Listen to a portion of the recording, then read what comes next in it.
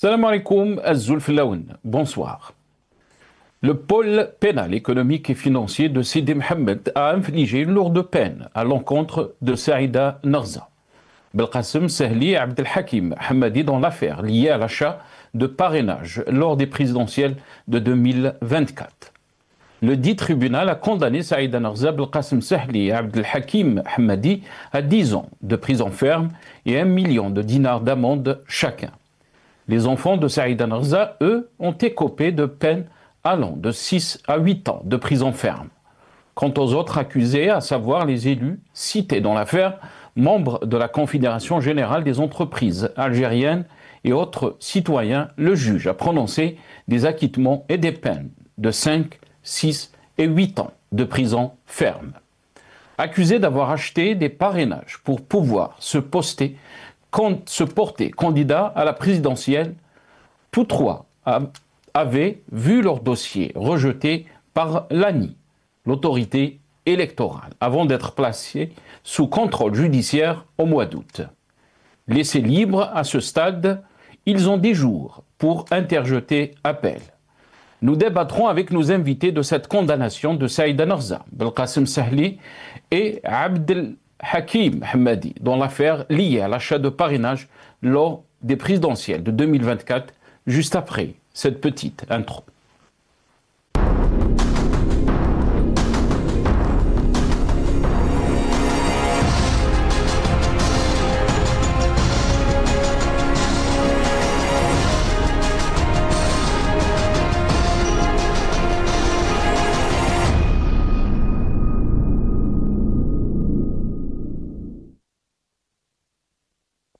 Algérie, 10 ans de prison ferme contre Saïda Narza. C'est le titre de notre émission pour ce soir. Et pour en parler, j'ai le plaisir d'accueillir dans cette émission, très content aussi, Maître Saleh Debbouze, avocat et défenseur des droits de l'homme. Il est avec nous depuis Bruxelles, en Belgique, via Skype.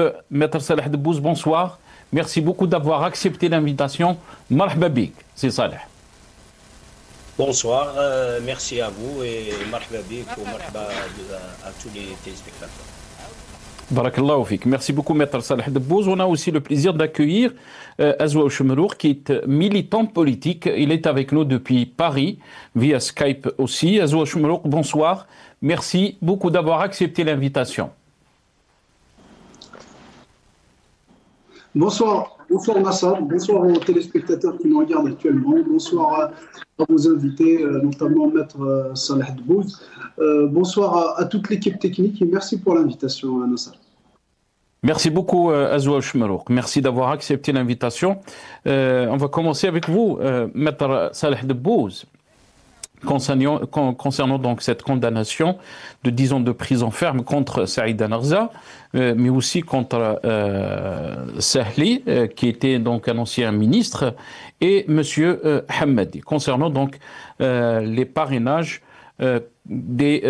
concernant les élections présidentielles de 2024. D'abord, on va écouter ce passage, donc cette petite vidéo de Saïda Narza concernant donc cette condamnation. On l'écoute et je reviens à vous juste après. Bismillah ar-Rahman ar-Rahim. Assalamu alaikum. هذا النداء اليوم حبيت نديرو 10 شهور وانا ساكته، كنت نستنى العداله يعني تاخذ الاجراءات نتاعها. اليوم نقول لكل الجزائريين احنا ابرياء، ما شرينا حتى صوت. الاصوات كلهم جاوا لانهم يحبوا سعيده نغزه. اليوم العداله حكمت حكم يعني اللي تغربت ليه الناس كل راهم حايرين. ملف ما فيش ولا تهمه، ملف ما كاينش واحد فيه نطق وقال باللي ديت سنتيم من عند سعيده نغزه. اولا الناس هادو مظلومين، الناس هادو ما عندهمش حتى باش يخلصوا محل، كاين الناس اللي ما عندوش وين يسكن وين ياكل. انا جبت 41 ولايه 780 حطيتهم في السلطه وجبت قاضي يعني ليسي جوستيس محضر قضائي اللي لا فيريتي كيما قال استماره باستماره ولقاهم كلهم يعني ما كانش واحده مزوره. بعد ما حطيناها في السلطه وباركوا لي حتى لما كلموني قبل ما نحط الملف تاعي في الامن الداخلي وباركوا لي وقالوا لي انت امراه قويه وقدرتي تجيبي 921. انا كانت عندي 780 وهما قالوا لي جبتي 921. انا اليوم ما نهضرش على الملف تاع يعني تاع الانتخابات. نعم انا جبت وداو لي حقي، معليش من اجل الجزائر سكت. Voilà, donc témoignage de Saïda Narza. Donc juste après sa condamnation à 10 ans de prison ferme, mais aussi ses deux fils qui sont en prison aussi. On va voir, puisque aussi la presse internationale a réagi donc à cette condamnation, mais son fils Amqran Azzouza a réagi aussi. D'abord, le Figaro, Algérie, 10 ans de prison ferme pour 3 prétendants à la présidentielle de 2024. Le journal Le Monde, en Algérie, 3 ex-candidats à la présidentielle de 2024 condamnés à 10 ans de prison pour corruption. Et un poste donc de Amqran Azzouza, qui est le fils donc de Saïda Narza, et il a appelé donc au chef de l'État Majid Tebboune à examiner le dossier et qu'il a un peu détaillé que dans ce poste que ce dossier concernant sa mère est vide, voilà, et que c'est un acharnement judiciaire d'après donc ses dires. Si c'est possible, on va voir juste le poste de Amqran Azzouza, que je rappelle est le fils de Saïda Narza. Il faut rappeler aussi qu'il y a un mandat d'arrêt international contre lui. Et apparemment, donc, je pense qu'il vit en France.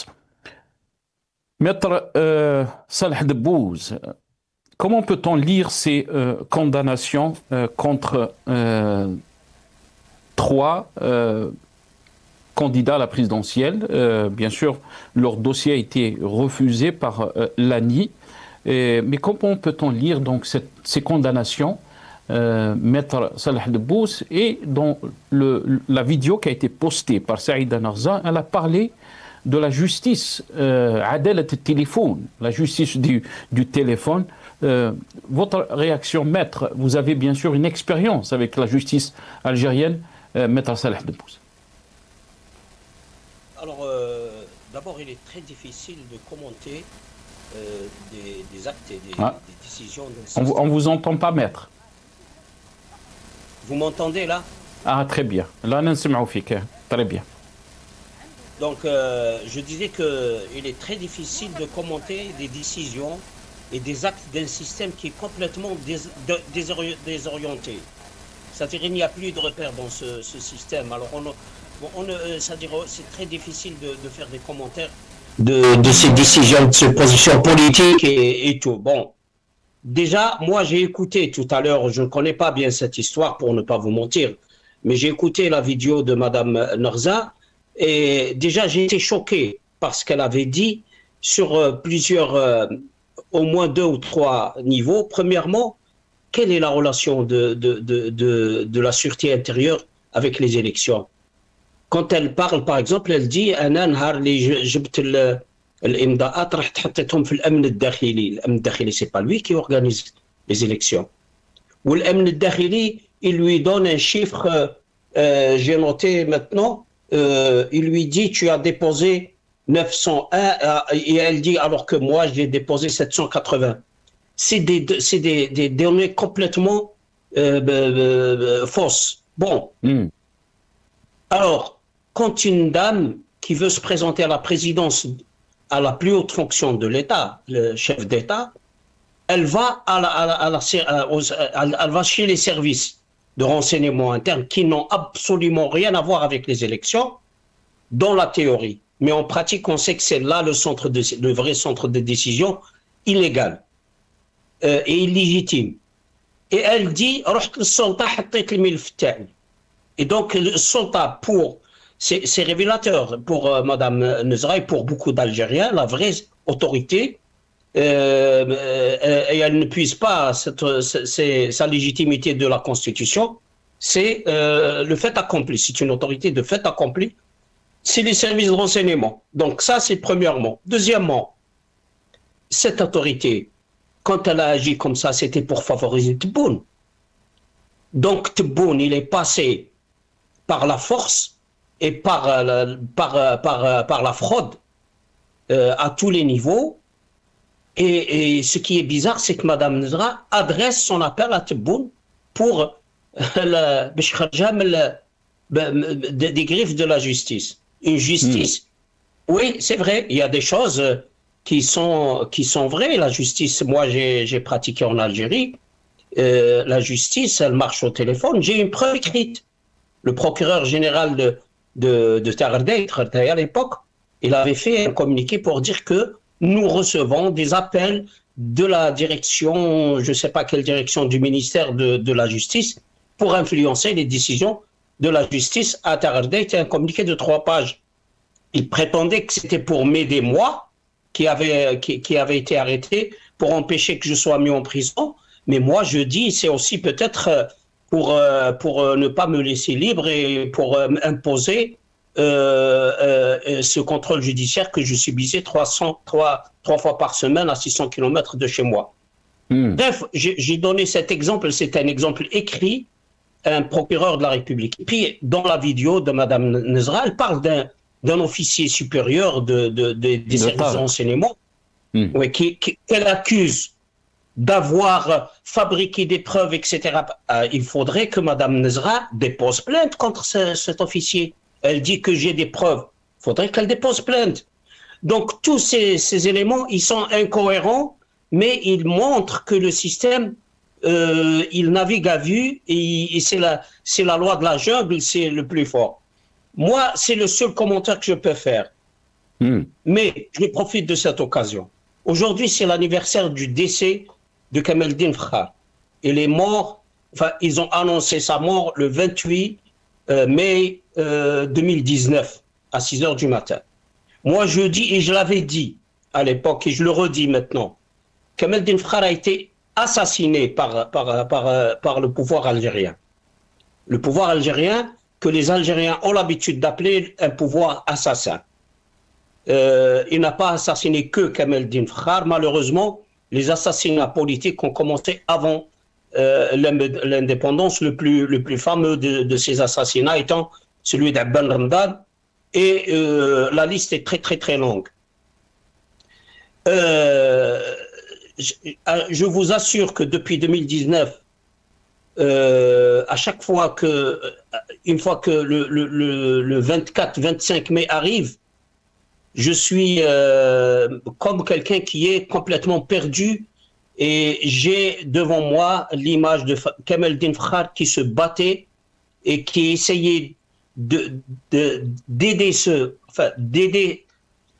la société algérienne d'une façon générale à construire un État, un système politique qui convient au peuple, qui règle, qui prend en charge ces vrais problèmes, mais que dans son dernier combat a été assassiné à petit feu pendant un mois, pendant plus d'un mois, avec un témoin oculaire, Aouf Haj Brahim, qui vit aujourd'hui ici en Belgique, qui a tout vu. Il a été mis dans une cellule, c'est des toilettes. Quand il est devenu malade, ils l'ont transféré à la cellule carcérale de l'hôpital Tirichin, Brahim Atardeit, qui était l'ex-morgue de cet hôpital. Ils l'ont mis dans cette cellule sans aucun soin médical. Ils l'ont laissé mourir pendant plusieurs jours. Il avait arrêté sa grève de la faim. Il avait entamé une grève de la faim qu'il avait arrêté le 18 mai, 10 jours avant son décès, mais le corps médical avait refusé de l'alimenter parce que sous prétexte que le médecin n'avait pas prescrit son régime. Maître Saleh Debbouz, on va consacrer bien sûr un peu de temps juste avant la fin de cette émission concernant donc Kameldine Frhar, ça fait presque 6 ans après voilà, on est en train de voir sa photo, Kameldine Frhar, mort le 28 mai 2019 à Blida. Mais on va consacrer un peu de temps donc à Kameldine Frhar. Mais si on reste un peu sur le thème de notre émission aussi pour ce soir, restez avec nous, Maître Saleh Debbouz. La question est à vous. D'abord, on va écouter, avant de vous donner la parole, à Majid Tebboune, le chef de l'État, qui avait fait donc une des déclarations et qui avait parlé de 10 ans de prison pour ceux qui vont utiliser, donc, si on peut dire, de la corruption dans les élections. On l'écoute. هذه تعليمات تعطات والحكومة ماشية فيها، وقلت لي ستارت اب اليوم، هدرت على الستارت اب وتكلمت على الستارت اب، ما بغيش نزيد يعني في لقاء نتاع لي زاندستريال نزيد نتكلم على الستارت اب. هي الاساس. انا كان تتذكروا من اول خطاب في 2019 الى يومنا هذا هما باقيين خطة هي قلنا نبنيو اقتصاد بجيل جديد غير ملوث عقليا، ونبني كذلك منظومة سياسية بجيل جديد. مش ضروري نزيد نكرر كل مرة، رغم أن فيه محاولات في كل انتخابات نقبضوا واحد ولا زوج ولا ثلاثة اللي يحوسوا يشروا الدمم، يحوسوا يشروا الأصوات. مازال ما فهموش، دوك يضرب فيها 10 سنين يعرفوا شتاهي شراء الأصوات. ما تجيبوها ليش كيما ما نقولش اون اوف، كيما دول أخرى كل واحد يخرج صف كله. Voilà, Tebboune a parlé de 10 ans. Est-ce qu'il voulait parler de Saïd Narza ou de Belkacem Sahli? On va écouter aussi dans la vidéo qui a été publiée par Saïd Narza un autre passage. هو اللي دمرنا ودمر الناس هادو ودمر الكونفدرالية. نعم، كلم مي قالت لي محفوظ الخائن مع بركاني ومع ديب بدرة ودقيش وحوقلي هكذا، حوقلي تاع سطيف، ولموهم وكسروا الكونفدراليه. لان انا من اليوم من 2014 لا حداد ولا البوفوار السابق، الحكم السابق، ولا مولا حاليا اللي راهو يدعى بالقوه تاعو قدر يمشيني تحت الرايه تاعو. نعم، جا هذا بركاني ومحفوظ الخائن حطوه يمشي تحت الرايه تاعو. انا واحد ما ينجم يمشيني تحت الرايه تاعو، لان سعيده انا معروفه باللي كلمه حق نقولها اليوم وغدوه. واليوم اللي وصلتني هذا الشيء هي الرساله اللي كتبتها في 2023، دافعت على كل رجال الاعمال، دافعت عليهم الكل، جبت لهم حقوق نتاعهم. نعم، دافعت عليهم حتى رجال الاعمال اللي راهم مع مولا، وانا نقول ما نسميهمش برجال لانه ما عندهم شخصيه. وانا نقول له اياماتكم معدوده يا محفوظ الخائن، ونقول لمولا ضحيت بالحاج ودخلتوه للسجن وهو بريء، دخلتوا خوه وهو بريء، ودخلتوا كل اشخاص هما ابرياء. كاينه العداله الالهيه. Voilà, donc vous avez entendu ce message de Saïd Narza qui a parlé de cette lettre qui a été faite donc par elle, qui a été envoyée au chef de l'État Majid Tebboune en 2023. Donc elle parlait d'un marasme ambiant, la politique économique répressive du chef de l'État, responsable du marasme ambiant. En effet, donc c'est en des termes francs et crus de la présidente de la CGEA, elle a décrit une situation catastrophique. Voilà, donc elle dit que c'est à cause de cette lettre, mais aussi à cause de sa candidature en 2024. On va l'écouter dans un autre passage. ديتوا لي ولادي حركتوا لي كبتي، معليش، ديتوا لي اعز شيء نكسبوا في حياتي، معليش، بصح يوم من الايام حين تخلصوها غاليه، راح تخلصها يا طارق، ومن معاك ومن اللي يعطاك الاوامر، وانا على بالي شكون عطاك الاوامر.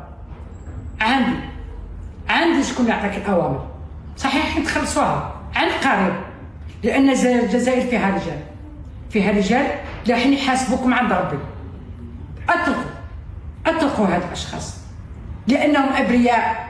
سيد الرئيس، هاد الناس ابرياء، وهذا النداء ندير لك ماشي باش يعني نطلب لك ليا انا، لا، اطلقوا الناس هادو ابرياء. سيد الرئيس، اقرا الملف فارغ، ما فيه ولا شيء سيد الرئيس. علاش هاد الظلم؟ علاش هاد الحقره؟ مدايرين لي هنايا 10 سيارات 10 سيارات تبع فيا كانما انا باعت مخدرات. مانيش باعت مخدرات وانا اسلحه. Voilà, donc un dossier vide. Elle fait un appel à Abdelmajid Tebboune. Azwa Choumerouk, votre réaction qu'on entend donc dans ce passage, on a entendu donc Saïda Narza, mais aussi beaucoup d'interrogations sur les élections présidentielles, les dernières élections présidentielles de 2024. Azwa Choumerouk. Oui, d'abord permettez-moi déjà d'apporter toutes mes pensées à Kamaldeen Frall en son anniversaire de mort depuis 6 ans maintenant. Donc je tiens à rendre un grand hommage aussi à son combat politique. Toutes mes pensées également à sa famille, et je rends également un grand hommage aussi à notre invité Salah Debbouze, qui l'a accompagné pour son combat politique et qui a accompagné Kamaldeen Frall dans son combat également. Et je tiens à rendre également un hommage à tous les détenus politiques, à tous ceux qui ont laissé leur vie ou leur liberté pour la démocratie dans notre pays. Maintenant, par rapport à ce qui, au sujet de cette émission, il faut savoir une chose, c'est que sur la question de la forme, Madame Narza, moi je peux l'identifier à une façade, une opposition de façade dans le secteur économique. Il a joué ce rôle pendant l'ère de Bouteflika. Donc il faisait une opposition à l'Ihdad et à l'FCE avec son organisation, mais tout en dédouanant Abdelaziz Bouteflika, le président de la République ou la présidence de la République à l'époque.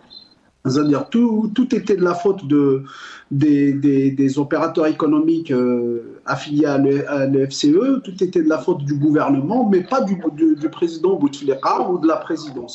Aujourd'hui, elle refait la même chose malheureusement. C'est que tout est de la faute des conseillers, tout est de la faute du colonel Tarq, comme elle l'a nommé, tout est de la faute des commanditaires de ce colonel Tarq, tout est de la faute de ces opérateurs économiques auxquels elle s'oppose, mais pas du président de la République, mais pas de Tebboune, alors que Tebboune, il est responsable politiquement de ce qui se passe, y compris de la nomination de ses conseillers, de la nomination des ministres. Donc la responsabilité de Tebboune, politique ne serait-ce, au moins, est engagée dans ce sens.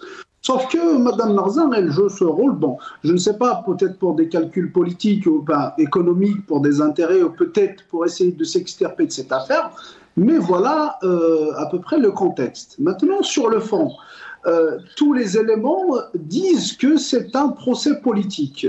D'ailleurs,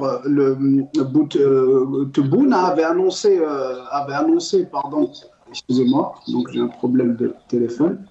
Donc Tebboune avait annoncé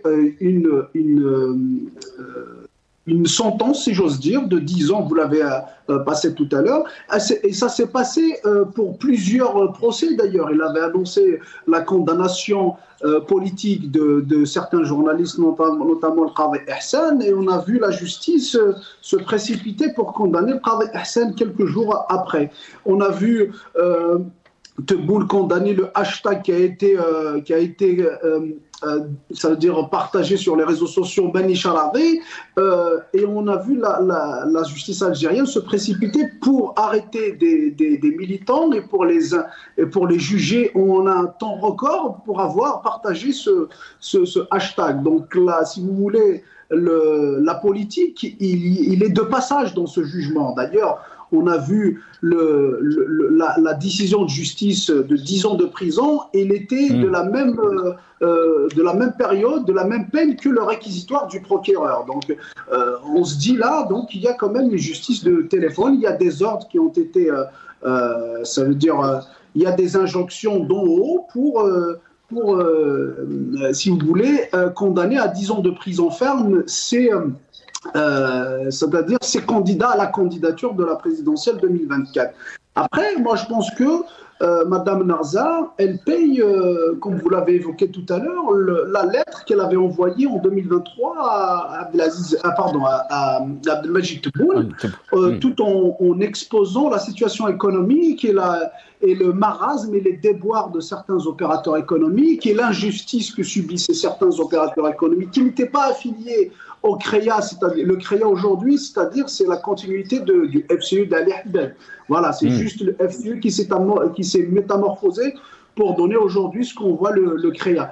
Donc, si vous voulez, elle paye la lettre qu'elle avait envoyée à Tebboune, une lettre qui était, comme vous l'avez expliqué, qui était claire, qui était vraiment qui a circoncis la situation économique algérienne, c'est-à-dire je disais les déboires que rencontraient les opérateurs économiques et les injustices et les deux poids deux mesures de la part du pouvoir algérien, parce qu'il y en avait certains qui avaient la possibilité d'importer, auxquels on accordait les licences d'importation par exemple, et d'autres opérateurs qui étaient producteurs ou pas, on leur interdisait d'importer même de la première matière. Donc, en fait, elle avait envoyé cette lettre et puis ça n'a pas plu à certains plus influents au pouvoir, notamment le cercle le plus proche de Tebboune. D'ailleurs, on a vu la réaction de l'APS à cette époque-là, une réaction assez brutale et assez quand même étonnante de la part d'un organe de presse de parler de la sorte, d'écrire de la sorte. Un opérateur économique, peu importe son orientation ou sa position économique. Donc, quand on sait que l'APS est un organe aux ordres de la présidence, aux ordres des plus influents dans le pouvoir, à ce moment-là, on se dit qu'il y a une cabale politique qui est contre cette femme-là. Donc, si vous voulez, elle paye parce que certains au sein du Sérail ne veulent pas faire entendre à Tebboune les vérités économiques de l'Algérie. Donc, ils veulent lui faire croire que l'Algérie, tout va bien. Et d'ailleurs, on a vu donc, ce qui s'est passé depuis 2019 notamment. Ça se passe depuis 1962, si vous voulez, mais depuis 2019, on a vu ce phénomène s'accélérer ou se donner des ampleurs assez importantes. C'est-à-dire que le pouvoir, comme il a fait pour la politique, c'est-à-dire il a emprisonné des vrais opposants politiques, des militants politiques, il a dessous des organisations vraiment opposantes. Donc il s'est créé des oppositions, sa propre opposition, sa propre société civile. Donc il est en train de le faire sur le plan économique. Donc il doit, si vous voulez, faire taire toute opposition, ne serait-ce de façade, donc dans le secteur économique. Il se donnait une certaine présence économique avec des organisations patronales, avec des organisations syndicales qui lui sont affidées et avec des opérateurs économiques qui lui sont affidés. D'ailleurs, on a la preuve absolue. Tebboune, quand vous l'avez montré dans tout à l'heure, il était à côté du patron du CREA.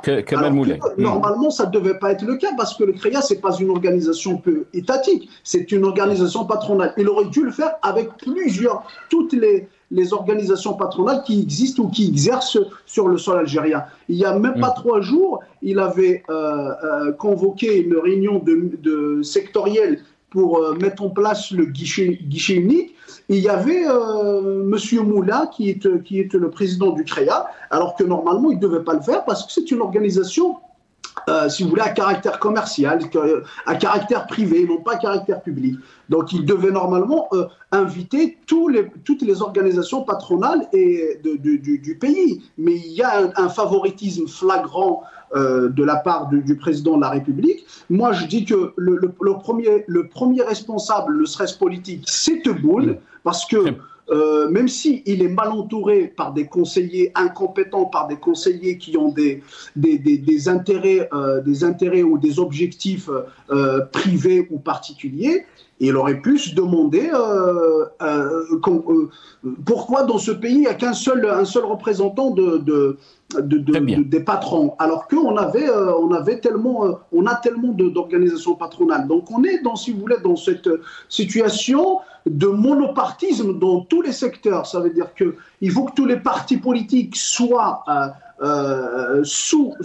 ça veut dire dans la même ligne du pouvoir, y compris les opérateurs économiques, donc toute la société dans toute sa diversité, si vous voulez. Et donc le président, il aurait pu se demander pourquoi il n'y avait que ce monsieur qui représente le patronat. Pourquoi il n'y a pas les décisions, elles sont prises économiques notamment, et ils sont prises sous influence des conseillers, des bureaucrates, et un nombre restreint d'opérateurs économiques, notamment ceux du CREA. Alors qu'il aurait pu inviter à une tripartite comme le faisait Bouteflika. Bon, je ne vais pas jeter les fleurs à l'ère de Bouteflika, mais Bouteflika quand même, il avait cette approche institutionnelle d'inviter la tripartite, ce qu'on appelait la tripartite, les opérateurs économiques, les syndicats et le gouvernement d'un côté, c'est-à-dire l'État d'un côté, pour trouver des solutions économiques avec nous, au pays. Alors qu'aujourd'hui, on voit qu'il n'y a qu'une seule décision, une seule ça veut dire origine ou source de décision, c'est celle de Tebboune et ses conseillers et son cercle restreint. Donc la responsabilité politique de ce qui se passe aujourd'hui, c'est Tebboune en premier, et puis après viendra celle de ses conseillers et celle des opérateurs économiques qui sont affiliés à Tebboune. Reste avec nous, Azou Chemrouk. Je reviens à vous, Maître Salah Debbouz. Quand on voit donc ces condamnations, il s'agit, bien sûr, on a parlé de Saïda Narza, mais aussi Belkacem Sahli, qui était ministre dans l'ère de Bouteflika. On va juste l'écouter dans cette petite vidéo, dans son passage, quand il a annoncé donc sa candidature. On l'écoute.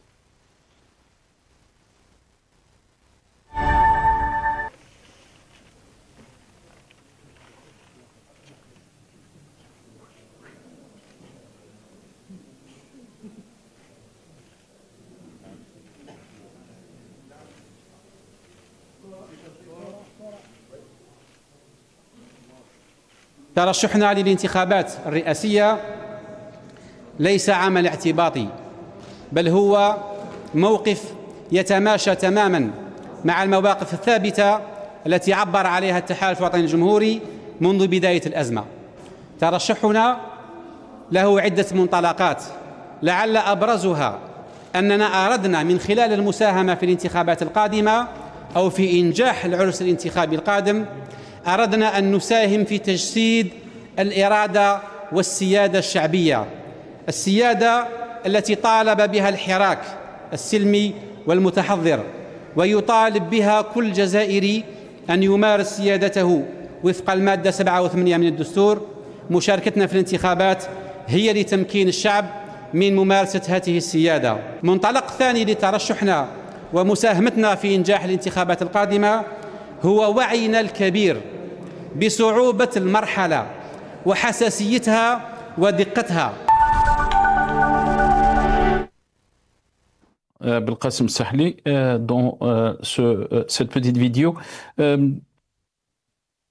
Maître Salah Debbouz, en quoi ça nous renseigne donc ces condamnations quand on entend Belkacem Sahli dans ce passage, mais aussi Saïda Narza. Il faut rappeler, Maître Salah Debbouz, que l'ANI, l'autorité donc électorale, a refusé leur candidature, leur dossier, il a été rejeté par l'ANI. On a vu ce qui s'est passé dans les élections présidentielles, donc septembre 2024. Il y avait une cacophonie donc des chiffres. Il y avait aussi, si on peut dire, le peuple algérien a boycotté, entre guillemets, cette élection. En quoi tout ça nous renseigne, Maître Salah Debbouz? Écoutez, moi, je pense que les raisons pour lesquelles ces gens ont été condamnés, il n'y a que eux et le système, le pouvoir en place qui le sait. Je ne pense pas que c'est-à-dire j'allais dire cette mise en scène me dérange, moi. Pourquoi? Parce que, comme je l'ai dit et je le répète, je ne peux pas discuter de détails dans un système qui est complètement faux. C'est le système qui ne tourne pas rond. Tebboune, il est mal informé, comme disait notre ami tout à l'heure.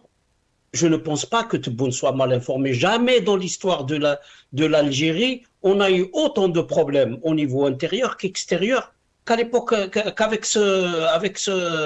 avec les deux mandats de Tebboune. Sur tous les voisins, il reste quelques petites relations avec la Tunisie et encore une Tunisie en crise. Les autres, la Russie, la France, l'Espagne, les États-Unis, tout le monde est en désaccord. Les Émirats, tout le monde est en désaccord avec l'Algérie. C'est pas dans ce climat-là qu'on va discuter, à mon avis, moi personnellement. Je suis très gêné de parler d'un dossier de justice, sachant que la justice en Algérie, il n'y a pas de justice. Il n'y a pas de système de justice. Il y a un appareil administratif dirigé par les services de sécurité qui, sous les ordres de certains chefs de groupe, fait ce qu'on lui ordonne de faire.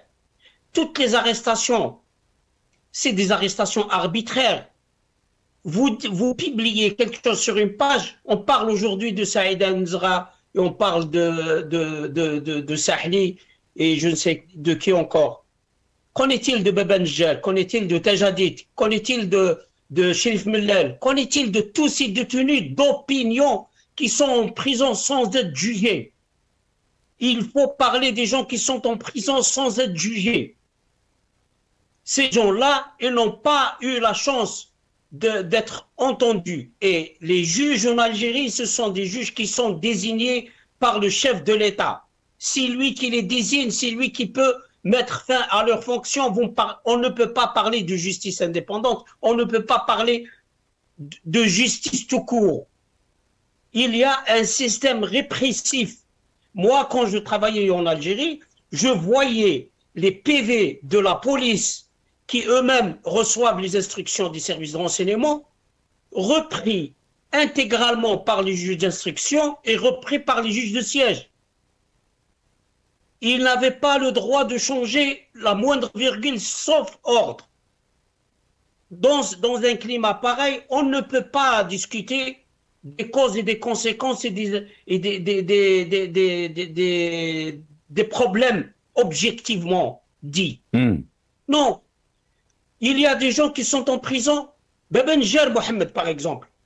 L'ONU a dit qu'elle est en détention arbitraire, que tout le procédé, depuis son arrestation jusqu'à la première condamnation à mort, ensuite sa condamnation à perpétuité après la condamnation à mort, tout ce procédé était faux. C'est l'ONU qui le dit. Et elle ordonne à l'Algérie de le libérer immédiatement. Rien n'est fait. Et personne ne se soucie de ce dossier, ni d'autres dossiers qui n'ont pas les moyens de communiquer avec l'opinion. Il y a des personnes qui étaient en prison. Je vous dis, maintenant je vous le dis, il y a des gens qui même s'ils sont en prison, ils sont privilégiés. Il y a des prisons de luxe. Il y a des gens qui ont accès aux médias, qui peuvent s'exprimer, qui peuvent dire ce qu'ils veulent. Mais il y a d'autres qui étaient torturés. Moi, je connais un cas qui remonte à moins d'une année, qui a été torturé dans ses organes génitaux à l'électricité. Je le dis maintenant. Je ne peux pas vous dire qui, j'ai les preuves. Je ne peux pas vous dire qui parce qu'il risque de retourner en prison.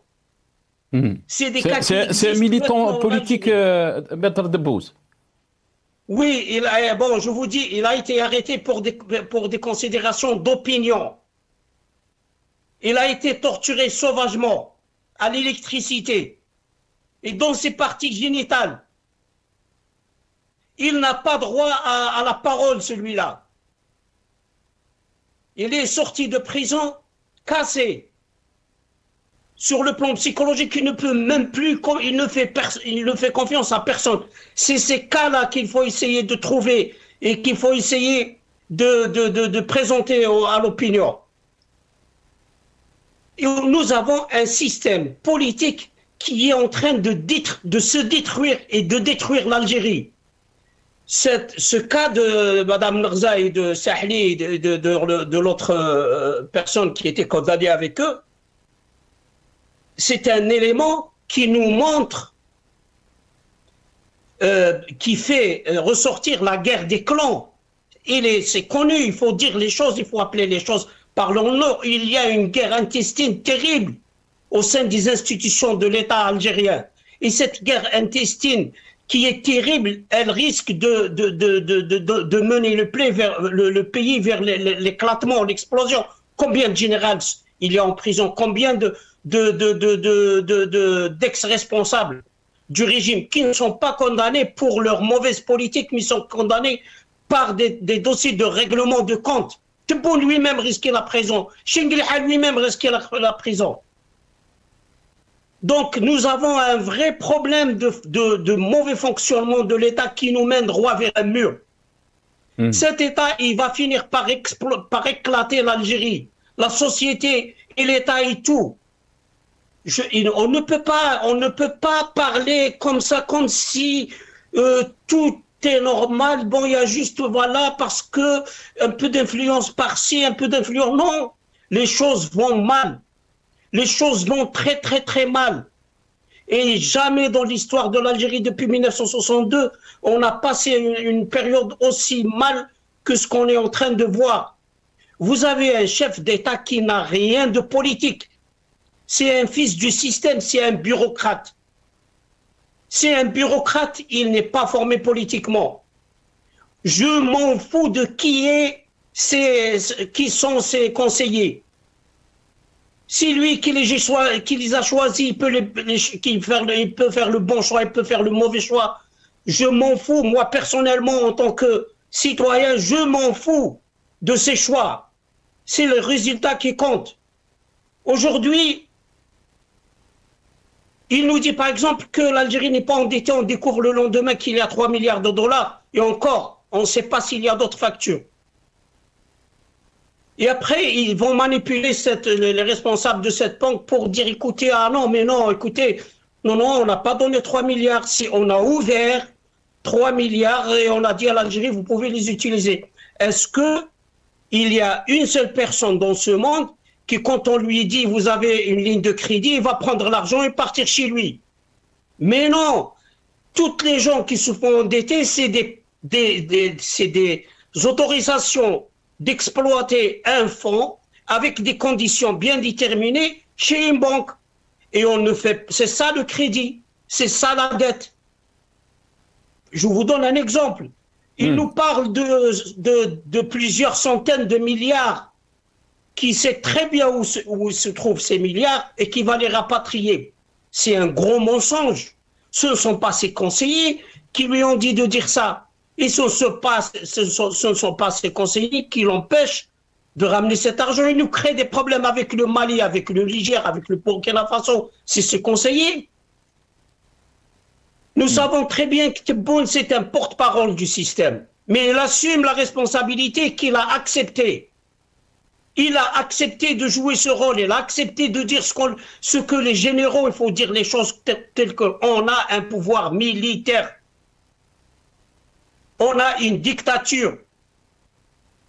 Et cette dictature veut faire semblant qu'il y a des institutions à l'intérieur de l'Algérie que les choses fonctionnent normalement. Ça ne fonctionne pas du tout.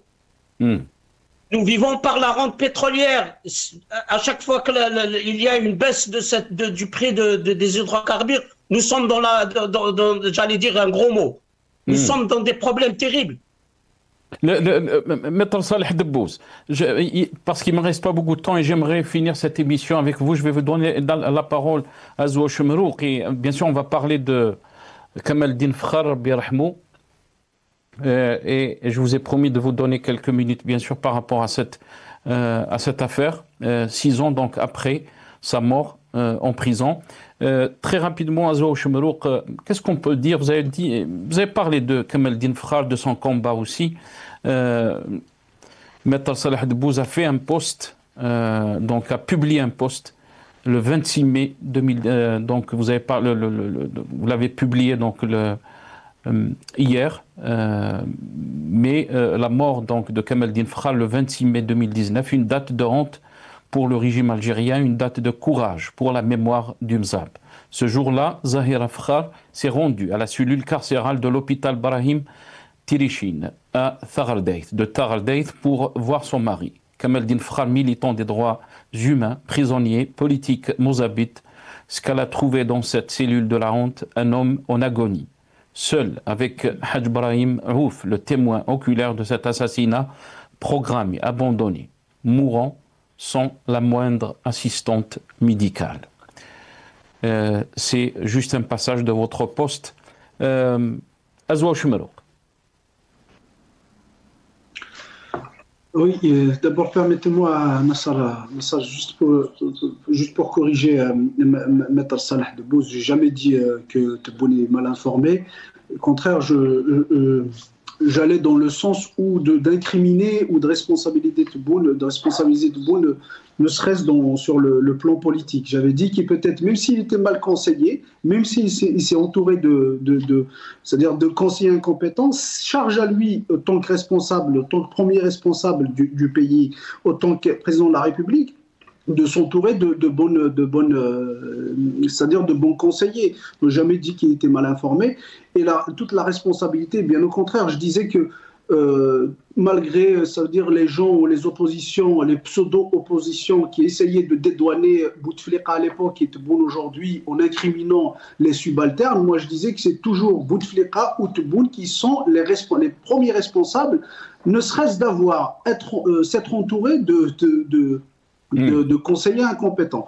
Mais la responsabilité de Tebboune est toujours engagée. Donc, politiquement, il est le premier responsable.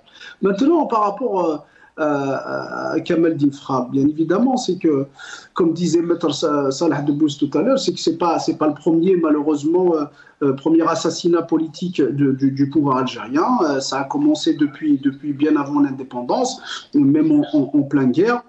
Ça a toujours été, si vous voulez, la marque de fabrique du pouvoir.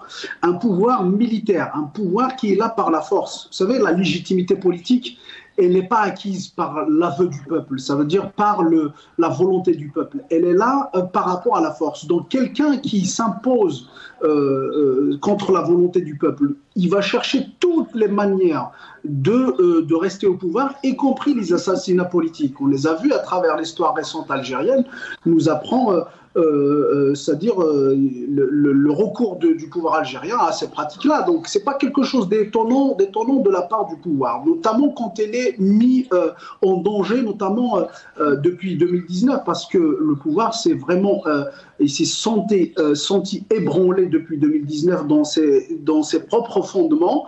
On voit tellement de généraux, des dizaines de généraux, des centaines de hauts responsables de l'État, que ce soit militaires ou civils, qui sont emprisonnés aujourd'hui dans cette guerre des clans.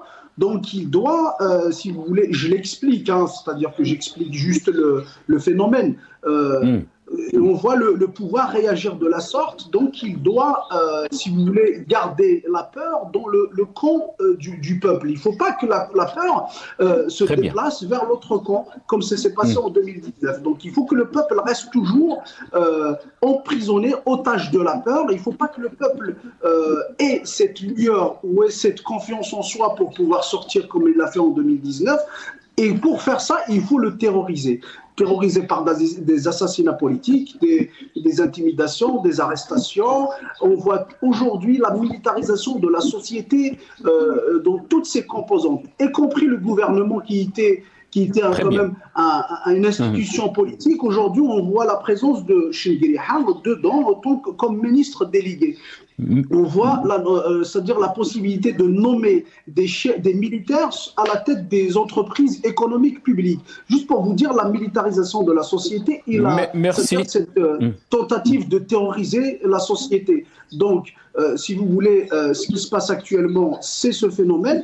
et Kamel Din Frhar, malheureusement, on a payé les frais, et parce qu'il était fidèle à ses convictions, il a tenu contre ce pouvoir, il a payé cher, il a payé de sa vie, aujourd'hui sa famille le paye également par la perte d'un être cher et dans sa vie quotidienne. Il y a des centaines de cas comme ça, malheureusement, et c'est de jamais vu. Donc il y a une vraie dictatorisation de l'Algérie, malheureusement, notamment depuis 2019. Merci beaucoup, Azo Choumelour. Je m'excuse, je vous ai pressé un peu parce qu'on a dépassé un peu le temps de l'émission. Je vous laisse le mot de la fin, Maître Salah Debbouz. Vous avez exprimé une inquiétude de la situation que traverse notre pays. Vous avez parlé du volet intérieur, mais aussi extérieur. Est-ce que vous êtes inquiet de l'évolution de cette situation pour le futur, pour l'avenir de notre pays? Depuis 2019, on est en train de voir une évolution que vous avez qualifiée de très inquiétante. Je vous laisse le mot de la fin. D'abord, je voudrais dire à notre ami que le coup de gueule que j'ai poussé malgré moi, c'était pas dirigé contre lui. Il a tout mon respect. C'est dirigé contre la situation et le système politique algérien. Je me suis emporté un peu contre ça, pas contre lui. Lui, c'est une personne que je respecte beaucoup et il a tout mon respect et il a ses opinions que je dois respecter. J'en ai aucun reproche sur ce plan-là. La situation du pays m'inquiète énormément, beaucoup, parce que on a appris quand on était à l'école de voir les données d'un problème et d'après ces données-là, de calculer la trajectoire où vont les choses. Et toutes les données que nous avons, elles sont négatives et la trajectoire, elle va vers une catastrophe. On est des humains, tout comme ceux de la Libye, de l'Irak, de la Syrie, de tous les pays qui ont beaucoup de problèmes. On n'est pas des superman, on n'est pas des hommes hyper intelligents. On est une société qui a plein de problèmes et avec cette façon de gouverner cette société, de la torturer, je dirais, parce que c'est une torture que nous subissons. Le résultat ne peut être malheureusement que catastrophique. C'est pas ce que je souhaite, mais c'est ce que je crains. Je crains le pire. Un dernier mot pour Kamel. Il y a beaucoup d'assassinats politiques en Algérie. Il y a eu beaucoup d'assassinats politiques. Mais je peux dire, le seul où l'État ne peut pas se dérober, c'est celui de Kamel Din Frhar. Parce que Kamel Din Frhar était pris à la sortie de son travail en très bonne santé, pris en charge par l'État, et cet État avait programmé sa mort et l'a tué et l'a livré à sa famille. Aucun assassinat politique de l'histoire de l'Algérie n'a été exécuté entièrement sous la responsabilité de l'État et sous seulement la responsabilité de l'État et officiellement comme celui de Kamel Din Frhar. La preuve, quand j'ai déposé plainte contre 5 responsables que j'avais ciblés, les premiers 5 responsables que j'avais ciblés, la plainte a été rejetée 3 jours après, sans même que le juge d'instruction n'identifie les plaignants, ni ne vérifie les causes de la mort de Kamel Din Frhar. Donc là, c'est l'État qui assume entièrement la responsabilité de l'assassinat de Kamel Din Frhar. C'est ça la particularité de cet assassinat. Et qu'on ne vient pas nous dire aujourd'hui qu'il y avait l'époque de Bouteflika, que des choses ont changé. Rien n'a changé parce que Baba Njar est toujours en prison. Kamel Din Frhar a été assassiné, rien n'a été ouvert. Et toutes les catastrophes qui ont été commises par le régime de Bouteflika, d'avant Bouteflika et même depuis 1962, jusqu'à présent, elles sont entièrement assumées par le système qui sait très bien régler ses comptes sans...